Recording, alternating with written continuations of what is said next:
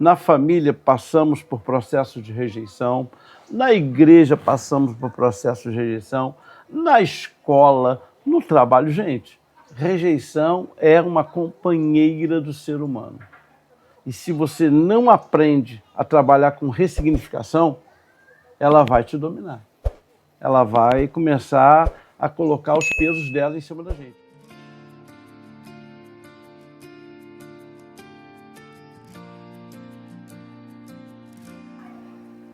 Meus irmãos, tudo bem com vocês? Meu nome é Gabriel Marques, sou seminarista do CETERJ, aqui do CIAN.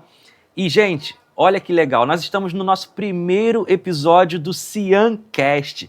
E ninguém melhor para estar aqui nesse primeiro episódio do que o nosso queridíssimo apóstolo Alexandre Macedo de Oliveira, pastor presidente do CIAN, que é o Centro Internacional de Adoração e Missões, que é a nossa igreja aqui, formado em teologia, mestre em teologia, formado também em direito, psicologia, está cursando pós em neurociência.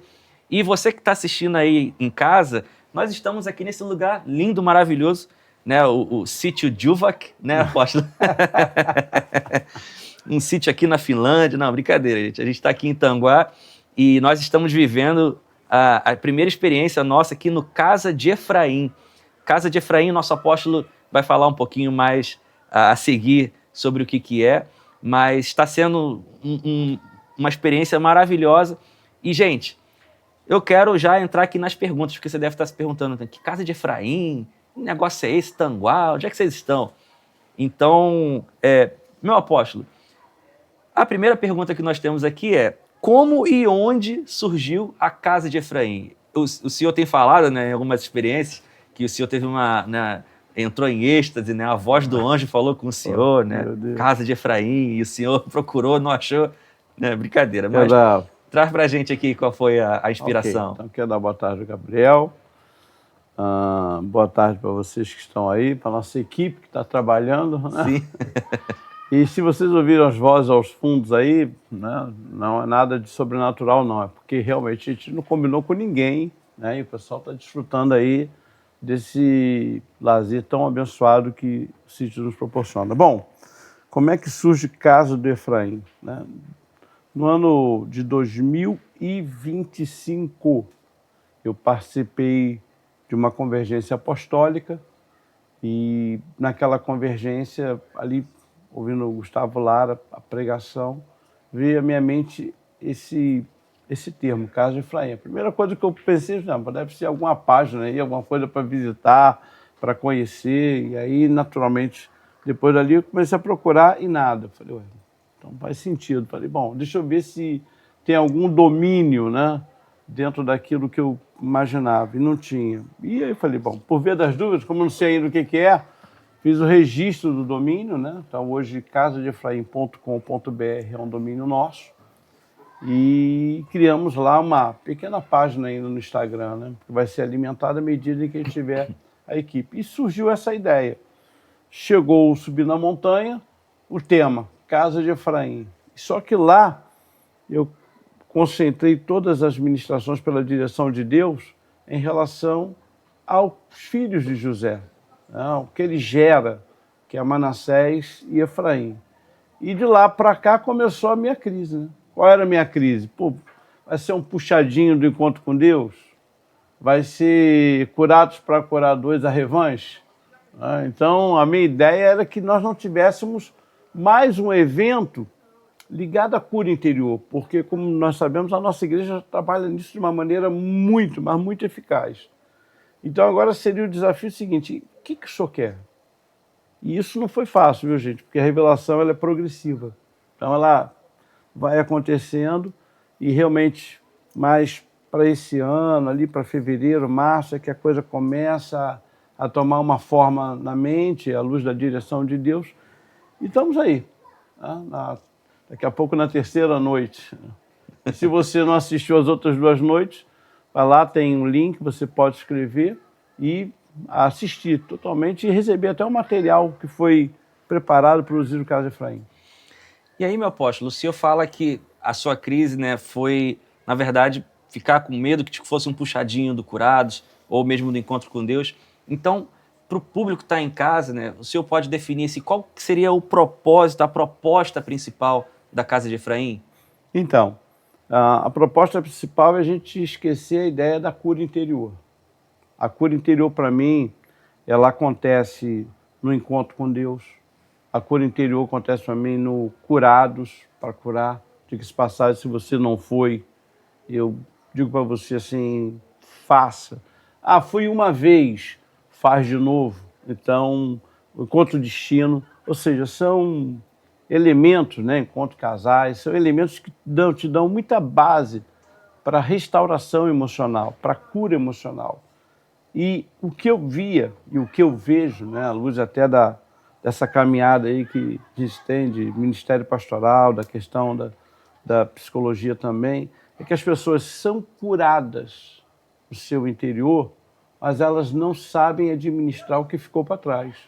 Então eu digo assim, passei pelo curados, olha, Deus agora falou comigo, Deus realmente me restaurou, Deus realmente, sabe, me abençoou, me transformou, e eu acredito nisso. Acredito que cada um que sobe ali, depois de um curado, depois de um encontro com Deus, ele está falando a verdade. Mas, gente, olho no olho agora com vocês. Você crê que todo mundo que está ali vai ressignificar passado? Talvez a pergunta básica é, mas como é que eles vão fazer isso se eles não forem ensinados? Pois é, talvez aí entre, Gabriel, o segredo de Casa de Efraim. A proposta aqui é que você aprenda a ressignificar aquilo que ficou. Ou seja, se o meu passado não for ressignificado, não tenha dúvida que ele vai continuar influenciando o meu presente, vai continuar influenciando o meu futuro. Mas mesmo passando pelo encontro com Deus, mesmo passando pelo encontro com Deus. E eu já disse isso, eu não conheço um trabalho, né, ainda que eu tenha visto, dizer, olha, nós vamos trabalhar com a proposta de ressignificar. Eu não conheço, acredito até que tenha, viu? Mas eu mesmo não tenho, nunca recebi uma proposta dessa. Então, eu vejo aí o cuidado de Deus com a gente. Sim. E, apóstolo, é interessante que o senhor tem falado sobre uma palavra que é ressignificar. E ressignificar é uma palavra que é muito famosa, vamos dizer assim, no meio, entre os psicólogos, né? Entre essa galera que estuda aí neurociência. E o senhor trouxe alguns exemplos para a gente, né, nas ministrações anteriores, sobre outros casos de personagens na Bíblia que também, de alguma forma, ressignificaram a sua existência. Então, se o senhor puder dar uma palhinha sobre o que é ressignificar para quem está em casa, né, para a gente, e outros personagens que, de uma forma bem, né, en passant, bem geral, outros personagens que a gente também pode utilizar para entender esse processo de ressignificação? Vamos lá. Pessoal, a palavra ressignificar, de uma maneira bem básica, seria dar um novo significado, né? Refazer o significado.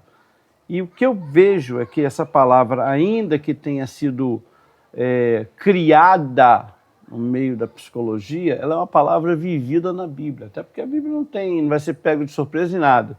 Mas você para pensar, por exemplo, vamos lá, vamos pegar a história aí de Ruth. Sim. Né? Ruth vivia uma vida em Moabe, casada, da noite para o dia se vê viúva, pode, como a sua cunhada órfã, ficar em Moabe, e ela decide vir com Noemi. E olha que viver com Noemi, provavelmente era viver amarrada a um passado, né? Porque Noemi está ferida. Ela chegou a um ponto de dizer, olha, não me chama de Noemi não, me chama de Mara, porque eu fiquei amarga. E aí você percebe que Ruth vai olhar para a sua realidade. Se você me perguntar, será que Ruth em Moabe colhia espigas pelo campo? Será que Ruth em Moabe vivia nessa dificuldade que ela está vivendo em Belém, diga-se passagem, que é a casa do pão? Então, olha que coisa tremenda. Ela vai à luta, ela faz o processo dela, é o seguinte, olha, eu vou ter que me ressignificar. Se lá em Moabe eu tinha uma vida boa, vantajosa, se lá em Moabe eu tinha uma vida assim, aqui eu vou ter que ter um processo de ressignificação, ou seja, o que eu vou fazer? E a partir dali, ela começa a empreender. Né? Posturas, atitudes, começa a se envolver até o ponto que a ressignificação dela é quando ela diz, olha, não me peça para ficar longe de você. Para onde você for, eu vou. Né? Aonde você dormir, eu vou dormir, e o teu Deus será o meu Deus.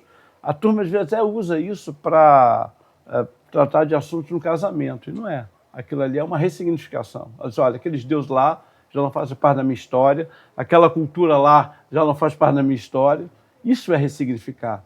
Um outro exemplo rápido, o apóstolo Paulo, gente. Paulo era um assassino. Ele perseguiu crentes. Aí eu te pergunto, ele tem uma memória emocional curada.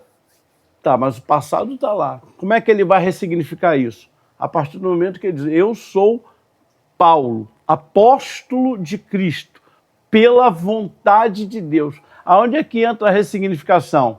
Perseguir cristãos pela minha vontade.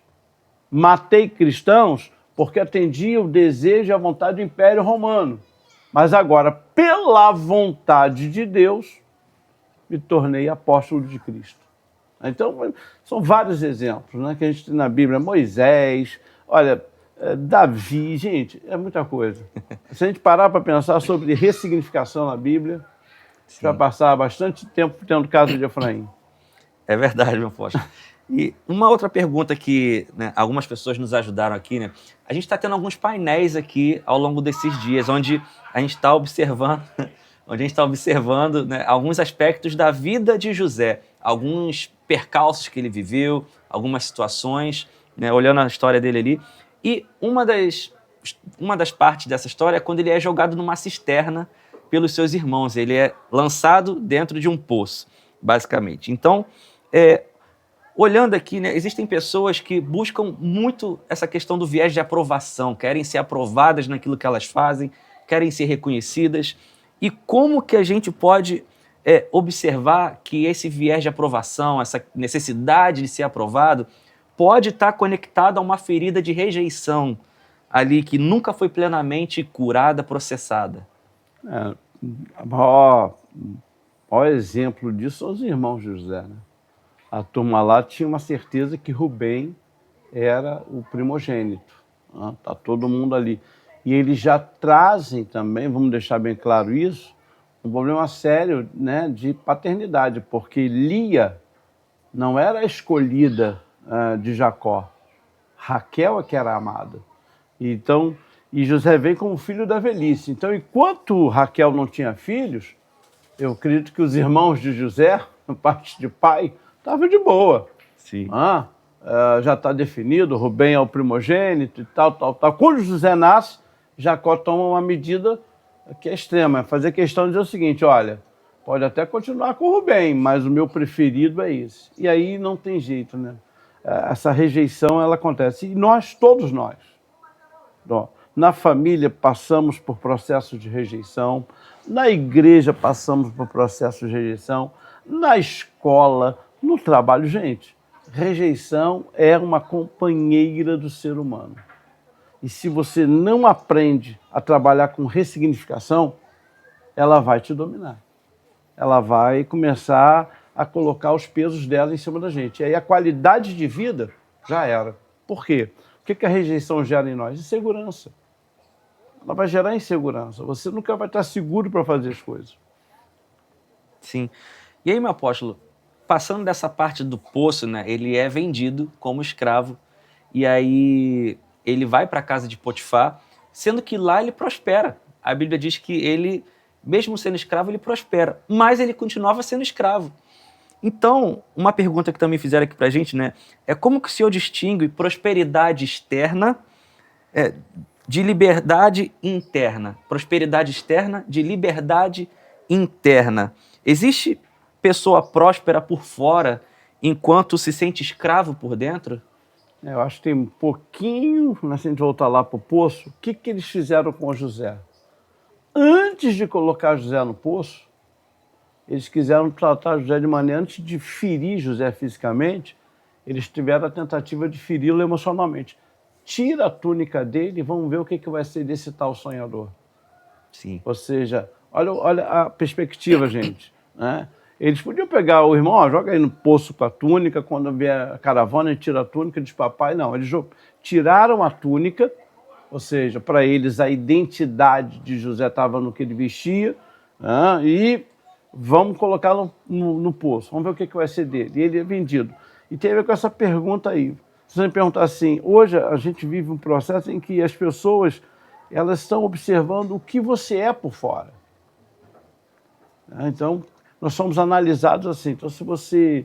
E aí eu tenho uma palavra que eu uso muito, que é performance. Então, muitas vezes nós temos que performar. Então, eu performo que tenho uma alegria, performo que tenho uma família feliz, na igreja, assim, então, né? Performo que tenho um bom relacionamento, performo que sou isso ou aquilo. E o José vai nos ensinar o seguinte, olha, a performance não te garante, né, o que é o caso, a prosperidade interna. Ele vai para o Egito debaixo de uma certeza, né? Qual é a certeza? Os caras que tinham que me proteger me venderam. E agora ele chega na casa de Potifar e ele passa a ter uma segunda certeza, que a primeira lá da túnica não pôde, dos irmãos não pôde entender. Qual é? Poxa, eu sou íntegro e recebo isso? É isso que eu ganho por ser fiel a Deus? É isso que eu ganho? Então, se você é alguém que se preocupa com a sua prosperidade externa, você está na rota realmente de viver o dilema aí das dores, das crises, né? Porque quando vem uma situação adversa, aí você pensa, pô, mas é a teologia da causa e efeito que eu falei ontem, né? Então, o que é a teologia da causa e efeito? Se eu estou fazendo coisa boa, coisas boas vão sempre acontecer. Se eu estou fazendo coisas mais, e não funciona assim dentro do reino. Coisas boas ou coisas mais acontece a gente boa. Me diga você que está aí assistindo o podcast, você aí, você é fiel a Deus e cumpre 13 anos de cadeia. Onde é que está o amor de Deus nessa história? Onde é que está o cuidado de Deus? Você estava ali entregando seu dízimo, sendo fiel ao Senhor, ficou desempregado. E agora? E a gente pensa na teologia da causa e efeito. Poxa, Deus. E o cara que não é dizimista que está empregado? Porque era a crise, por exemplo, de Abacuque. Né? Abacuque diz, não, Deus tem que realmente punir Israel. Mas logo com os caldeus, quer dizer, a crise de Abacuque, assim, pô, tem um povo pior do que a gente, e é esse povo pior do que a gente que vai nos punir. Então, olha que situação, olha que momento. Então, a minha palavra para você aí, é possível prosperar por fora sem prosperar por dentro? Sinceramente, hoje é o que eu mais vejo. Pessoas que... E essa prosperidade, tá, Gabriel, eu coloco ela entre aspas. Por fora, entre aspas, mas por dentro, vazias. E como é que vai desfrutar verdadeiramente? Sim. É interessante porque isso se conecta também com algo que tem sido muito falado nos últimos dias sobre agir no automático, você entrar no automático. E existem pessoas que, por acharem que estão tendo um sucesso exterior, algo ali projetado, né, elas se esquecem do interior. E aí, elas acabam entrando nesse automático. E, por conta de entrar no automático, às vezes elas não percebem alguns vícios que vão surgindo na sua liderança, no seu ministério, por conta de feridas que estão ali, talvez, não curadas dentro delas e que estão moldando a característica delas. Sim. Então, como que o senhor percebe, consegue identificar, como é que a gente consegue identificar essas coisas internas, essas feridas internas que ainda não estão tratadas e que podem estar moldando a nossa maneira de liderar, nossa maneira de se relacionar com os irmãos e, de uma forma geral, em tudo na vida? Excelente pergunta. Pessoal, é aí que entra, talvez, casa de Efraim, é aquilo que Deus traz como revelação para a gente, né? Se eu passo pela dor e digo assim, olha, eu fui curado, tudo bem. Quando é que a gente vai saber realmente que houve a cura? É quando você sai, por exemplo, do encontro com Deus. Há toda uma dinâmica do encontro com Deus, que você, quando sai, você olha, agora, mudei, sou um novo homem. Você sai do curados para curar, aquele momento legal de testemunho, né? Olha, agora eu sou uma nova pessoa, eu graças a Deus, eu quero agradecer. Agora, de fato, quando é que isso se manifesta? Na segunda-feira. Aí eu imagino o seguinte, a cura só vai ficar evidenciada depois do primeiro gatilho, ou seja, você vive uma situação e aquela situação que você lá atrás viveu e que te travou, que te machucou, que te feriu, como é que você reproduz isso? Como é que você faz? Então, a proposta de casa de Efraim é justamente isso, olha, eu acredito na sua cura, porque Deus é poderoso para curar. Agora, eu quero te perguntar se você quer continuar a ficar curado. Que Deus cura, para mim, já está resolvido. Agora, permanecer curado é uma decisão minha. É uma decisão minha. Isso vamos trazer para o nosso natural, gente. Né? Nós ficamos resfriados. Né? Teve lá o processo, o tratamento e tal. Fizemos o tratamento. Parei na metade do caminho do resfriado. Parei. O que a turma diz? Olha, isso pode virar uma pneumonia. Mas por quê? Porque a pessoa não concluiu o que tinha que concluir. E no tratamento, muitas vezes, a cura é uma parte do tratamento. O que seria o tratamento todo? O que me atingiu no meu passado? Qual é o significado que eu vou dar para isso?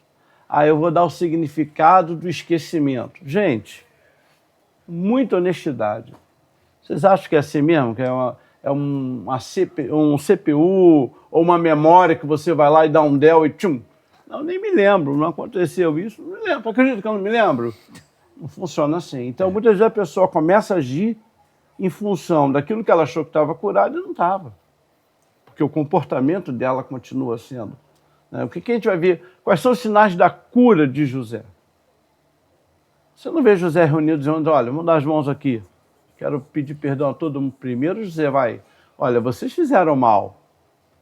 E nós vamos trabalhar. Você vê que o processo de José, aliás, o que José vai fazer para mostrar que estava realmente ressignificando a dor, é processual. Ele faz o banquete, ele faz isso, prende. Prende o irmão. Prende lá para todo mundo entender, ó. O cara é brabo. Mas isso é o processo da cura. Agora, não é passei 3 dias, 4 dias, agora não. E o próprio processo do ressignificar. Eles vão levar todo o material. Você que não pôde vir, olha, tem as ministrações, o painel que para mim foi o maior presente de Deus, porque no painel nós falamos sobre dores que precisam ser ressignificadas. Ninguém está ali para dar testemunho, eu fui curado dessa dor, não. O que você fez com essa dor? Tá, você foi curado? E aí, como é que está essa dor agora? Qual o significado que ela tem para você? Então, tem todo um acesso ao conteúdo, ao material, e para que eles comecem a trabalhar isso no seu coração. Não é aquela coisa, sair daqui mudado. Estou mudando. Seria mais ou menos colocar aquele cartaz assim, estamos em obra. Sim.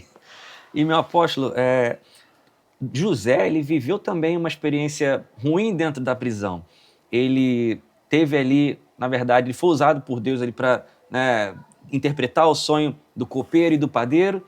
E aí o padeiro, a gente sabe da história, foi com Deus. Mas o copeiro, ele sobrevive, e José fala assim, olha, lembra de mim. E aí passaram-se anos até que, de fato, o copeiro fosse lembrar. E aí eu acredito que nesse período, foi um período de dor para José. 2 anos. Sim, e aí eu imagino que ele deve ter pensado assim, poxa, não adianta eu fazer nada de bom, porque ninguém lembra de mim, todo mundo me esquece. Então, essa é uma das perguntas também que fizeram para nós aqui, porque de que forma a gente pode processar o esquecimento, o sentimento de ingratidão que às vezes acontecem com a gente, de forma que a gente não deixe que isso endureça o nosso coração de uma vez por todas.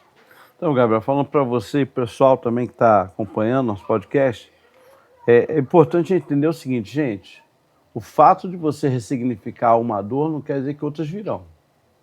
Então, a ingratidão, ela é uma dor.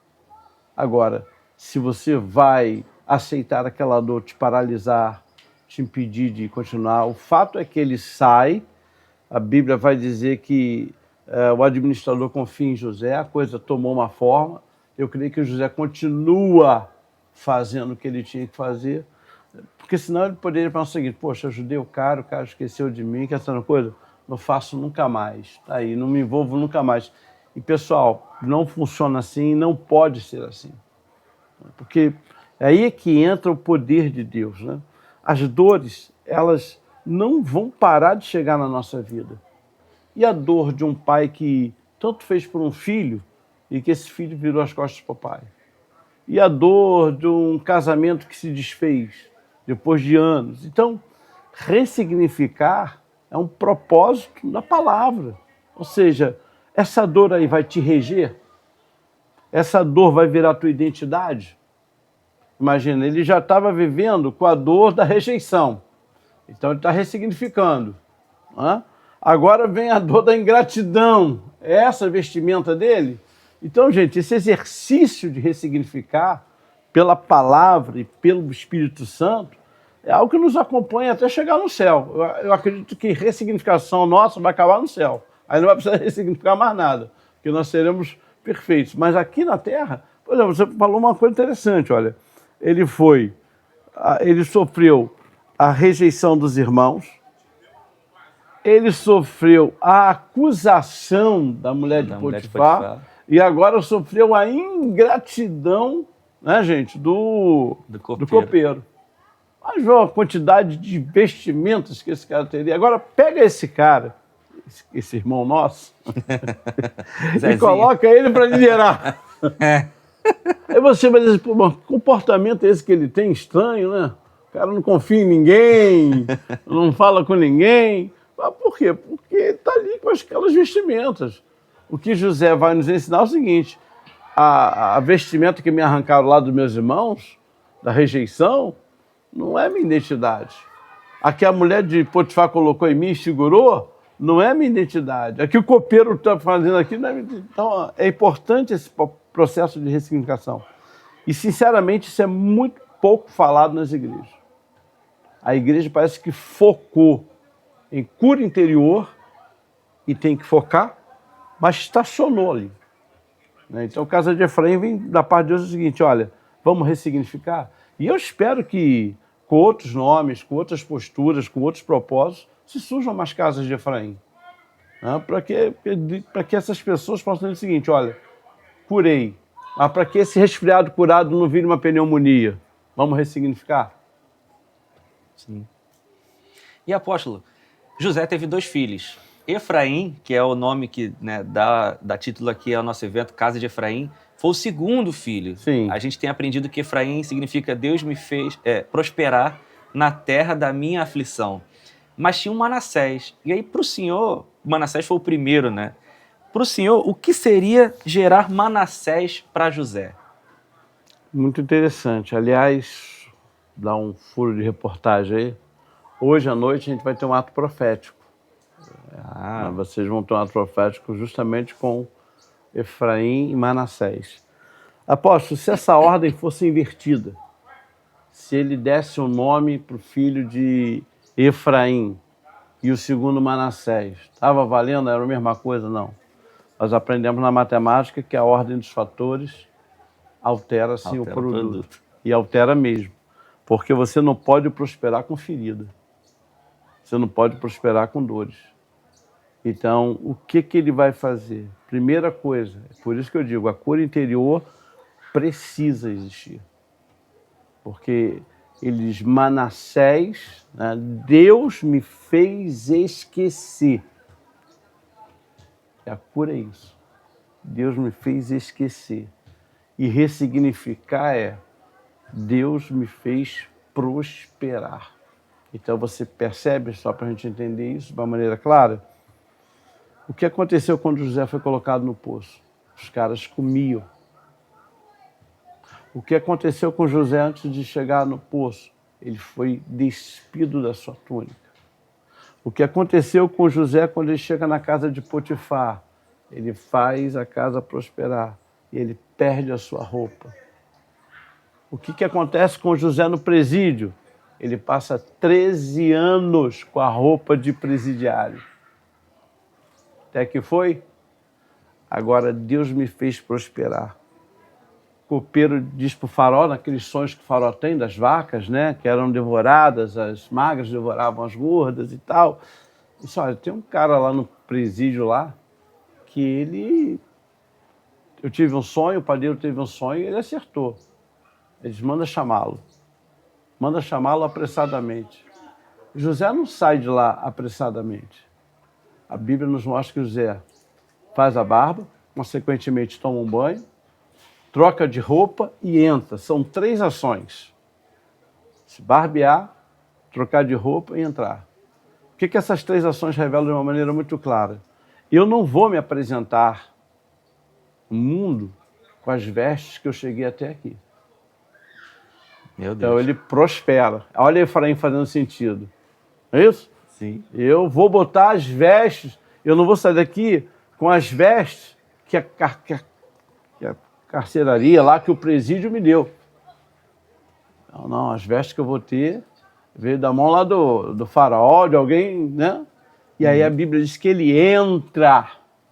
Gente, vocês imaginam o significado disso? Ele entrar. Para pensar nisso, ele entra. Ou seja, ele está dizendo o seguinte, aqui começa uma nova história. Aqui eu começo a prosperar. Deus me fez prosperar na terra da minha aflição. Se ele saísse do Egito, gente, como é que é essa história dele? Então, fica aqui essa ideia. Quando ele vai chegar na frente de Faraó, Deus me fez prosperar. Por isso que tem que ter Efraim. Faraó conta tudo, fica impactado. Qual é a primeira coisa que o Faraó faz? Ele entrega ele para quê? Um anel. Gente, o anel era a assinatura de Faraó. Quem tivesse um anel de Faraó, assinava por Faraó. Então é óbvio que quando ele estivesse assinando, ninguém imagina assim, isso aí é o governador, não, isso aí é o filho do Faraó. Então preste atenção nisso. Deus te faz prosperar, não é esquecendo. Deus te faz prosperar colocando a identidade dele em você. Por onde você passar, por onde você assinar, todo mundo diz, isso aí é um homem de Deus. Deus te faz prosperar, não é porque você esqueceu as dores, mas é porque diante de todo mundo, como foi com José, a Bíblia diz que ele deu vestidos de linho para José. E aí não tem jeito.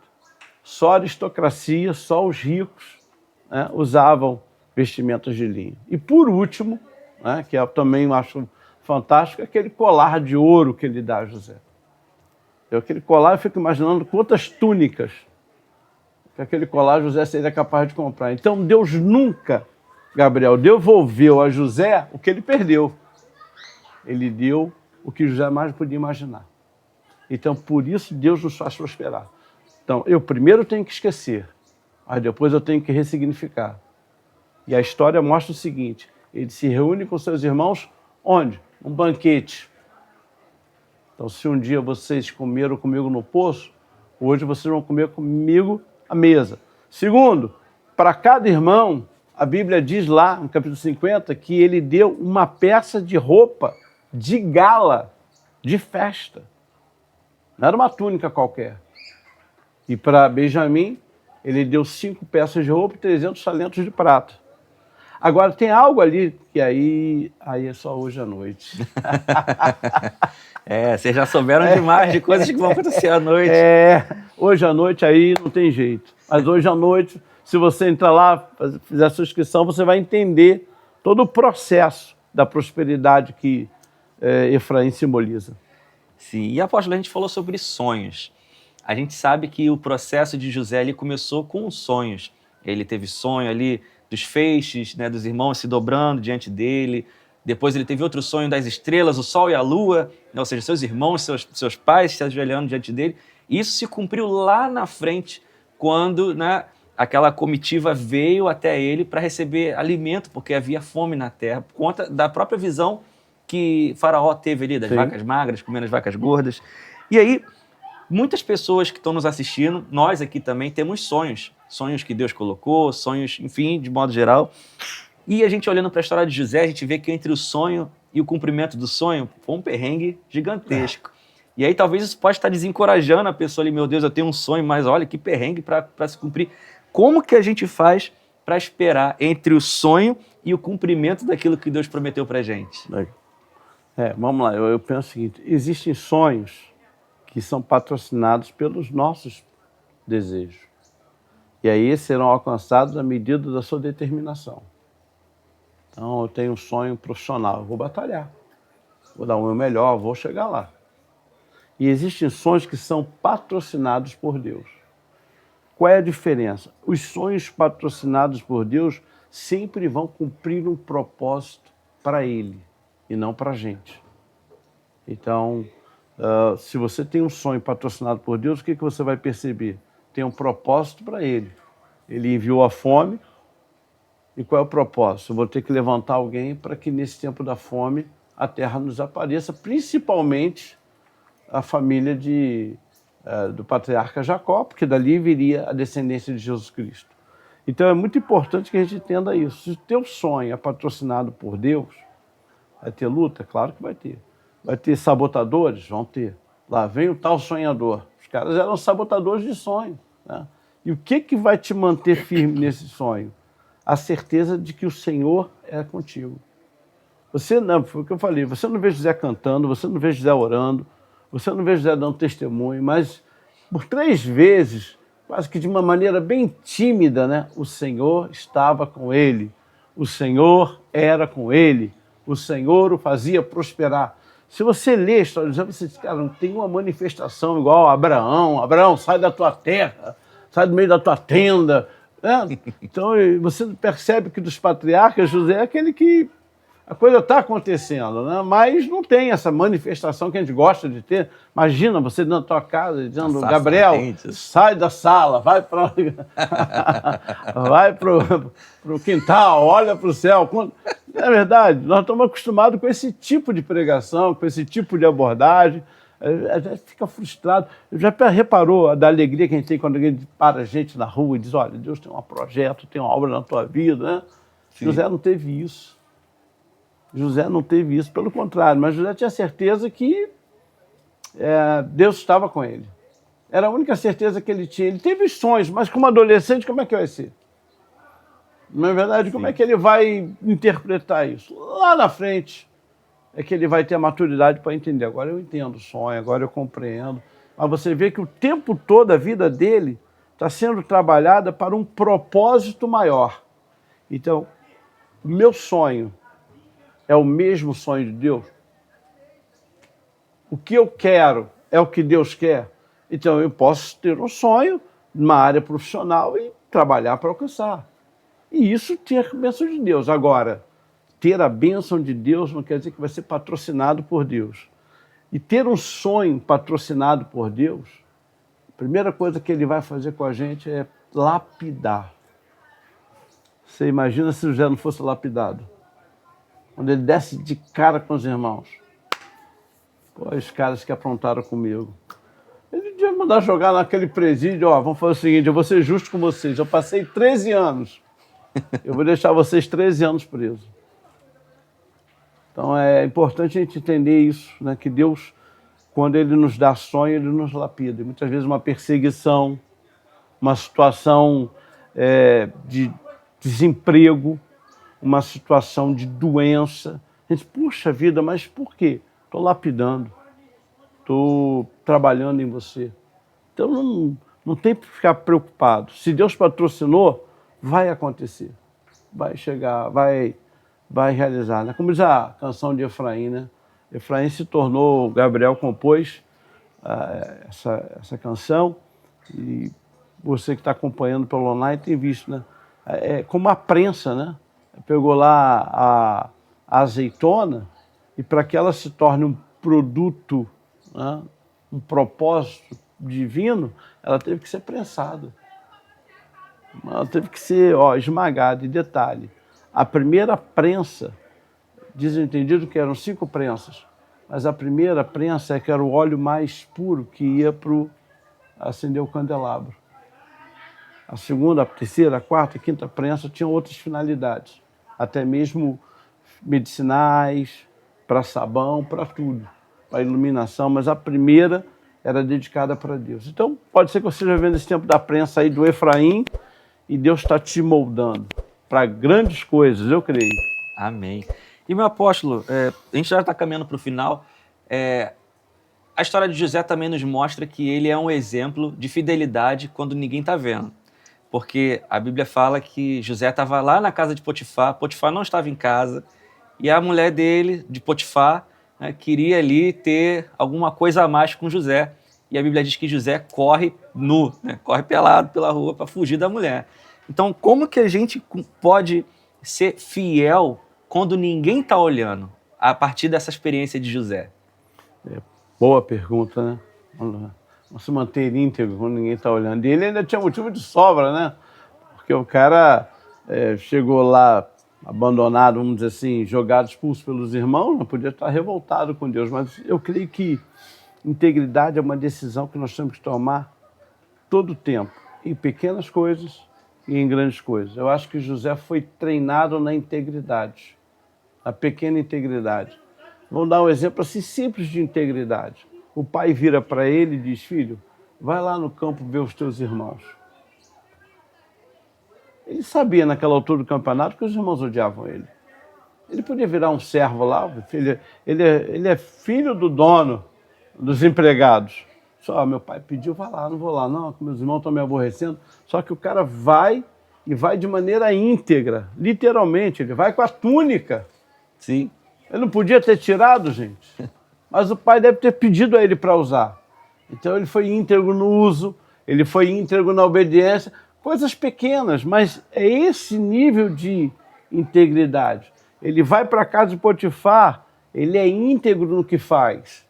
Então, gente, a integridade, ela é um processo na nossa vida, né?